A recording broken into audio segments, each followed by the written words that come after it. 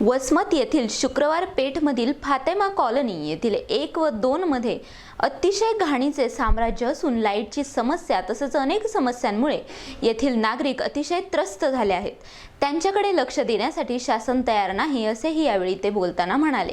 त्यांच्या या परिस्थितीकडे शासनाने लवकरात लवकर लक्ष द्यावे अशी मागणी यावेळी नागरिकांनी केली असून लक्ष न दिल्यास उपोषण व आंदोलन करणार असल्याचेही यावेळी ते बोलले।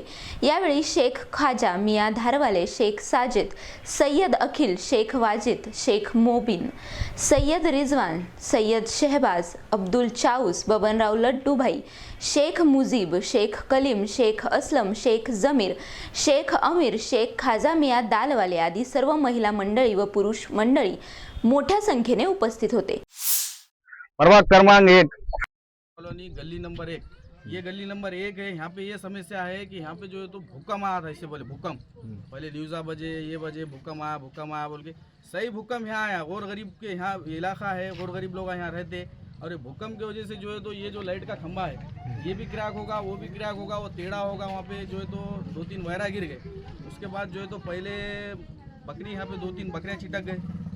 बकरियाँ चिटक के जो है तो बकरियाँ मर गए। यहाँ पे मरने के बाद जो है तो लोगों ने जो है तो उठाए करे, लाइनमैनों को फ़ोन लगाया। मैं खुद इंजीनियर को फ़ोन लगाया, इंजीनियर का फ़ोन नहीं लग रहा, मंत्री इंजीनियर बोल के। बाद में व्हाट्सअप पे कॉल भी बोल के डाला। उसके बाद जो है तो यहाँ पे ये समस्या ये गली की है। उसके बाद वो गली में अगर जाएंगे फातिमा गली नंबर 2, वहाँ पे जो है तो आज जो है तो गौर गरीब जो तबके में जो लोग रह रहे, इनके आज घरकुल को 10-10 हज़ार रुपये ले रहे, 20-20 हज़ार रुपये ले रहे, मगर घरकुल आ रहा नहीं। क्यों नहीं आ रहा? उन बेचारे फ़ोन लगा के लेडीज़ है, गौर गरीब खेत में काम करने वाली लेडीज़ है, काम करके खाने।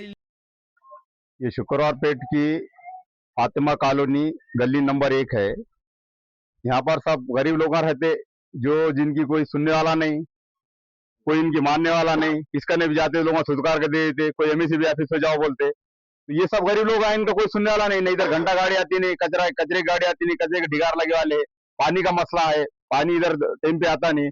ये खंबे का मसला है, जो भूकंप आया था जब खंबा टेढ़ा होगा, वो पहले से खंबा जो पहले वो एकदम पूरा नीचे गिरने पे है, वो गिर गया तो गौर गरीबों के घरों के अंदर करना उतरेगा। तो इनकी कोई आवाज सुनने वाला नहीं, कोई बोलने वाला नहीं। ये पहले की जो फातिमा नंबर गली 2 है, 3 है, ये पूरा इधर जो जाएंगे तुम तो डिपो का हाल इतना बुरा है। ये दारुल के पास जो डिपो है तो उसके अंदर किटकैट नहीं है, दरगाह के पास डिपो उसके अंदर बड़ा किटकैट नहीं। एमएससीबी वाले फोन लगा कि हम बोले परेशान, कोई मसला नहीं। फिर घरकुल का मसला है। मैंने जब निवेदन दिया था कि भाई ये घरकुल गरीबों का हक है, निवेदन देके जब नोटरी के ऊपर घरकुल चालू हुआ तो यहाँ एजेंटों ने अपने अपनी कमी करके लिए दुनिया के पैसे गरीबों।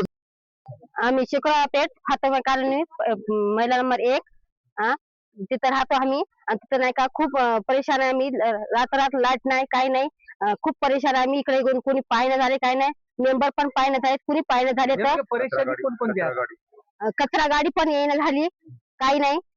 खूप परेशान आहे आम्ही। कोणी येऊन पण पाहिणं झाले, कोणी पाईपलाईन सुद्धा नाही नळाची आमच्या इकडं, नाल्या सुद्धा नाही आमच्या इकडं। 3 यादियां डाले हमने, 3 यादियों में हो गया ना नंबर नहीं आया। कचऱ्याचे ढिग लागले, तयार कुणी यायला तयार नाही, बघायला तयार नाही। नाल्या काढणार आहे तर आमच्या इकडे आलं नाही, दुसऱ्या गलीत येऊन काढून घेत, आमच्या गलीत नाही आले। तर याची समस्या काय करावं आम्ही सांगा तू। घरकुल साठी सुद्धा परेशान आहे आम्ही। घरकुल सुद्धा आमची येईन जायचं, लाईट सुद्धा नाही। रात्र एका दिवस लाईट कशीच राहील झाली आम्हाला, पाणी सुद्धा नाही ना। करंट बसायले काय बसायले, करंट बसायला सुद्धा 2-3 बकऱ्या मेल्या आमच्या, एक माणसाला। एक शुक्रवार पेठ हे जे कॉलोनी आहे, हे गोरगरीब कॉलोनी आहे। इथे सगळे समजा रोज कमाना शाम्य खाना असं कोणी मोठ्या परिस्थितीमध्ये नाही इथं, आणि गोरगरीब एरिया आहे आणि इथंच कोणी बघायला तयार नाही। यांची समस्या कवा रात्रपासून लाईट गेली म्हणून कोणाला फोन करायले ते यायला सुद्धा तयार नाही। कोणी असू द्या, ते कोणत्याही समाजाचा असू द्या, त्याला आपल्याला काय भेदभाव नाही। मात्र मग म्हणणं असं आहे की या गरीबाकडे पाहावं, जे बी नगरसेवक असेल, कोणी असू द्या, 2-3 नगरसेवक आहेत, आम्ही कोणाचं नाव घेत नाही। मात्र आमचं एवढंच म्हणणं आहे की इकडच्या गोरगरीब एरिया आहे याच्याकडे पाहावं, लक्ष द्यावं। हे अर्धे वाट झालेले, अर्धे रस्ते झाले, अर्धे नाल्या झाले, हे काय काम आहे का असे? नुसतं बिलं काढायले, बिलं काढून तुम्ही तुमचा उल्लू सिधा करायले। काय काय मागण्या असायला पाहिजे? नाही, आमचं काय तसं नाही, आम्ही उपोषणला बसणार आहे। हे जर नाही झालं तर आम्ही 100% उपोषणला बसणार आहे। प्रतिनिधी नंदू परदेशी, NTV न्यूज मराठी, वसमत, हिंगोली।